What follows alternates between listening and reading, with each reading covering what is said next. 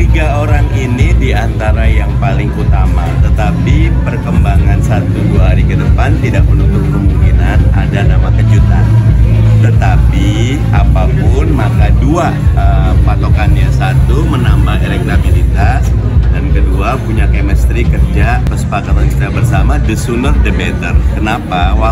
Wakil Ketua Umum Partai Nasdem ini adalah satu-satunya nama yang sekarang sudah diusulkan oleh tim 8 dan sudah dikantongi oleh Anies Baswedan, dibawa ke Mekah Al-Mukarramah dan Madinah Al-Munawwarah. Kita nggak tahu apakah ke Madinah atau tidak Anies Baswedan, tapi masa tidak ke Madinah, karena Madinah ada makam Rasulullah Sallallahu Alaihi Wasallam.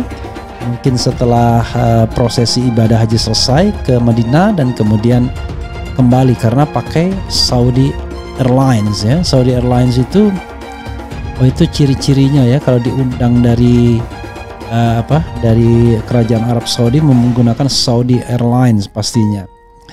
Ya, sahabat era sekalian, tentu orang bertanya-tanya dari mana Yeni Wahid ini. Nah, ini ada versi Gus Coy dan versi Demokrat. Menurut Gus Coy, nama ini adalah nama yang disebutkan sendiri oleh Demokrat. Sempat sampaikan kepada Mas Ahaye, ya tentu harapannya kita semua, Mas Anies tidak di Indonesia, tetapi tetap proses nih dalam konteks persiapan konsolidasi di masing-masing partai untuk kemudian nanti disinergikan.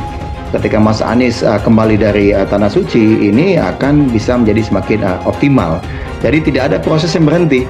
Ya, memang ada beberapa petinggi yang juga ikut pergi haji misalnya di 3 partai ini, tapi kan tetap ada roda organisasi yang terus berjalan, bukan hanya pileg tetapi juga persiapan terkait dengan pilpres untuk memenangkan Mas Anies Baswedan gitu.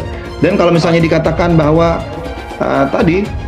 kenapa tidak ada teman-teman partai lain, ya tadi sudah disampaikan di masing-masing partai sudah berpamitan, di tim 8 pun Mas Anies sudah bertemu gitu. Ya, sebelum berangkat haji ini sudah bertemu, sudah rapat, sudah diskusi, sudah ada arahan-arahan dan sudah jelas gitu langkah-langkah yang akan kita tetap lakukan selama Mas Anies sedang menunaikan ibadah haji nanti gitu. Kira-kira seperti itu.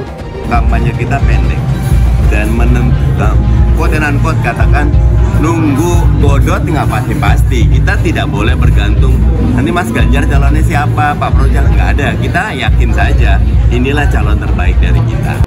Oleh Andi Arief sebagai Ketua Bapilu, Badan Pemenangan Pemilu, selain mengusulkan AHY, mengusulkan juga nama Yeni Wahid. Tapi kata Demokrat, kata Lakumani, Kamhar Lakumani, itu sih omongan dari Gus Coy sendiri soal Yeni Wahid. Karena Gus Coy kan berakar di NU, tentu dia punya subjektivitas untuk menaikkan NU sebagai calon wakil presiden Anies Rashid Baswedan. Oke, sobat era sekalian, politik begitulah ya. Kadang-kadang saya kalau ketemu Gus Coy saya ledek gitu. Karena garis NU kan sesungguhnya tidak ke Anies Baswedan, tapi ini NU yang pro Anies, yaitu salah satunya Gus Coy.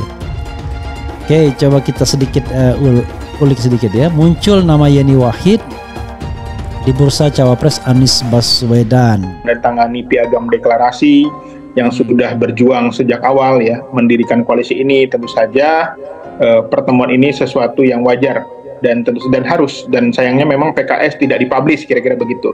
Jadi ini bukan hal yang harus kita tanggapi sebagai yang negatif, tetapi justru ini adalah yang positif, bagaimana kita sebagai partai koalisi saling mendukung, saling mensupport, karena ibadah haji ini tentu saja juga ibadah yang sangat penting bagi umat Islam dan memerlukan dukungan doa agar bisa kembali dengan selamat. Karena memang beberapa sahabat-sahabat PKS juga ya ada yang ikut haji tapi memang tidak terencana, tidak ada janjian ya, memang kebetulan berangkat haji bareng. Yang ini tentu saja nanti menjadi momen silaturahim ya untuk memperkuat hati-hati mereka di sana dan berdoa ya untuk mendoakan pemilu berjalan dengan lancar, Mas Anies bisa daftar dan bisa memenangkan pemilu. Justru Andi Arief yang merilis ada nama Mbak Yeni dalam usulan PD. Kalau Anies memilih salah satu dari usulan itu, apa salah ucapnya? Gus Coy juga menyebut tidak ada yang salah jika Anies Baswedan akhirnya tidak memilih satupun usulan Nasdem, Demokrat dan PKS. Dia menyebut kewenangan sepenuhnya berada di tangan Anies Baswedan. Bahkan umpama Anies ngambil dari luar yang tidak masuk dalam usulan itu juga boleh. Karena kewenangan untuk menentukan cawapres sudah diserahkan capres, ujar dia. Sementara Deputi Bapilu Partai Demokrat Kamhar Lakumani menjawab, Gus Coy. Dia menyebut selama ini yang mengusulkan nama Yeni justru Gus Coy. Saya malah baru dengar, setahu saya selama ini di berbagai kesempatan Gus Coy yang getol menyebut nama itu, ucapnya. Gus Coy sih dukung NU sebenarnya.